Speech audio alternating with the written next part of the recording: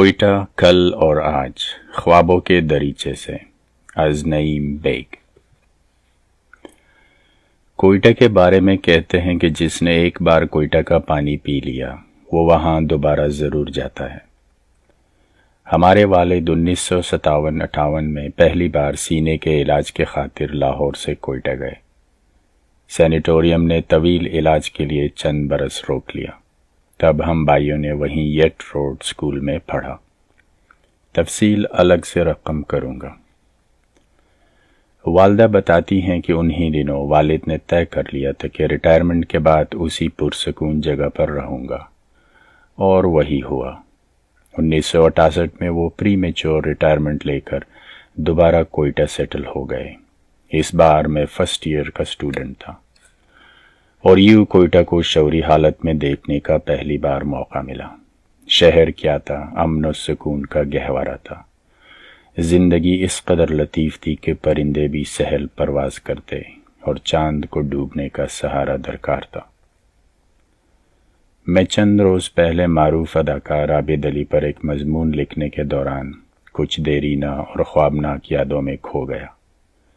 سوچا بچنے کا یہی طریقہ ہے کہ آنکھوں کی نمی اور ان یادوں کو آپ سب سے شیئر کیا جائے۔ حضرت میر سے بے حد معذرت کے بعد کوئٹہ جو ایک شہر تھا عالم میں انتخاب، ہم رہنے والے ہیں اسی اجڑے دیار کے۔ 1935 کے زلزلے کے بعد کوئٹہ کو دوبارہ متوازی یعنی کراس سڑکوں پر مشتمل کھڑا کیا گیا۔ 3 اہم بازار جو انگریزی کے حرف ایل شیپ میں تھے، شمالاً جنوباً ایک اہم سڑک تھی جو ٹھنڈی سڑک کہلاتی، لٹن روڈ نام تھا اس کا۔ اس پر آج گورنر ہاؤس، وزیراعلیٰ ہاؤس واقع ہیں۔ اس کے متوازی ایک بازار تھا جسے جنا روڈ کہا جاتا ہے۔ اس پر انگریزوں کے زمانے سے ہی بڑی بڑی دکانیں ہوا کرتی تھیں جو سڑک سے 2-3 فٹ اونچی ہوا کرتی۔ ان دکانوں کی سیڑھیوں پر اکثر بعد از شام کوئٹہ کے معززین، جن میں نوابین اور سردار بھی شامل تھے، قہوہ پیتے نظر آتے۔ راقم نے ان سرداروں کو، جن میں بگٹی صاحب، مینگل صاحب، بزنجو صاحب، خاران والے نوشیروانی صاحب کو خود چاونی جاتے ہوئے دائیں جانب کی میڈیکل دکانوں کی سیڑھیوں پر بیٹھے دیکھا ہے۔ سامنے فرح ہوٹل کے پہلو میں باہر سمت خان چکزئی صاحب و دیگر پٹھان معززین بیٹھتے تھے۔ بگٹی صاحب ہمیں اکثر لوڈز ہوٹل کے لان پر بھی بیٹھے نظر آتے، جہاں ان کے ارد گرد چند دیگر عظماء بھی ہوتے۔ ان دنوں لوڈز ہوٹل میں سر شام ہی اس کے بڑے لان میں بار کھل جاتا، اور احباب بادنوش بار سے لطف اندوز ہونے کے لیے سر شام چلے آتے اور دیر تک محفلیں جمی رہتی۔ دوسری طرف ہم جیسے فقرے بھی کبھی لوڈز کے بار اور کبھی تڑوں پر بیٹھے قہوہ سے لطف اندوز ہوتے۔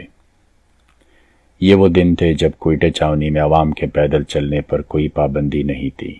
ہم جنا روڈ سے چند لڑکے نکلتے، پیدل چلتے ہوئے پانی تقسیم تک پہنچتے، اور پھر پاک فورسز سینما کی کینٹین سے چائے پیتے اور پیدل آرڈیننس ڈپو سے ہوتے ہوئے واپس جنا روڈ کی طرف نکل جاتے، جہاں ایک بار پھر لبرٹی یا میٹروپول پر محفل جمتی۔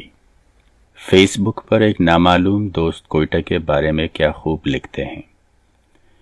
آرڈیننس ڈپو کا صبح شام بجنے والا سائرن، 601 کھلی کیمپ، پانی تقسیم، میر قلم کا کھوکھا، پاک فورسز کی canteen, Hazara hotel, staff college, توپو والا باغ، رابرٹ مارکیٹ، چلتن مارکیٹ، شارع گلستان، بجلی روڈ، چلتن بابا، مکڑی گراؤنڈ، گورا قبرستان، نو گزا بابا، سپن کاریز اور ولی تنگی۔ یہ تمام وہ جگہیں ہیں جو کوئٹہ کینٹ میں واقع تھی یا کینٹ سے ان کا تعلق تھا۔ انہی جگہوں پر ہمارا وقت گزرا۔ کبھی اسکول سے بھاگتے تو چاونی کا رخ کرتے کہ کوئی ہمیں پکڑ نہ سکے۔ ہماری ساری تفریح گاہیں، ساری یادیں کوئٹہ چاونی سے وابستہ ہیں۔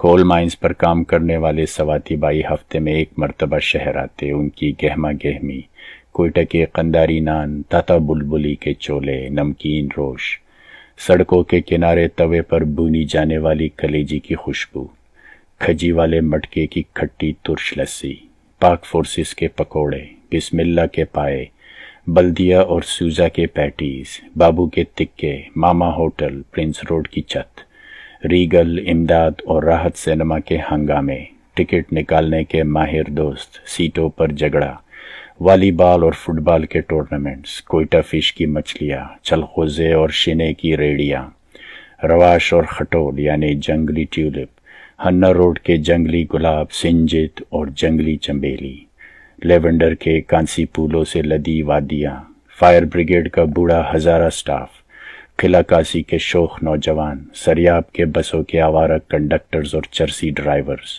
شالدرہ اور ہدہ سے والدین کا بچوں کو ڈرانا، ہر سال آنے والے یورپین سیاح اور ان کے کارواں، 7 ٹائپ مکانوں کی ٹین کی چھتوں سے لٹکتی برف کی قلفیاں، ششٹخہ چاقو کھول کر ڈرانے والے ہزارہ بدماش، کوئٹہ کی معصوم بوہرا برادری، قنداری نان بائی، اردو بولنے والے بابو، بڑے لانگ کوٹ اور قراقلی پہننے والے وزادار پٹھان، شرمیلے بلوچ، ذہین پنجابی، سخت گیر سرائی کی اساتذہ، معصوم مری، اطراتے براہوی، خاموش کشمیری، کھٹ کھٹ دیکھنے والے اچکزئی، مسجد کی روٹی مانگتے طالب، غرض سبھی اس شہر کا حسن تھے، ایک ایسا حسن جس کی اب یاد ہی باقی رہ گئی ہے، جو ایک خواب بن کے رہ گئی ہے۔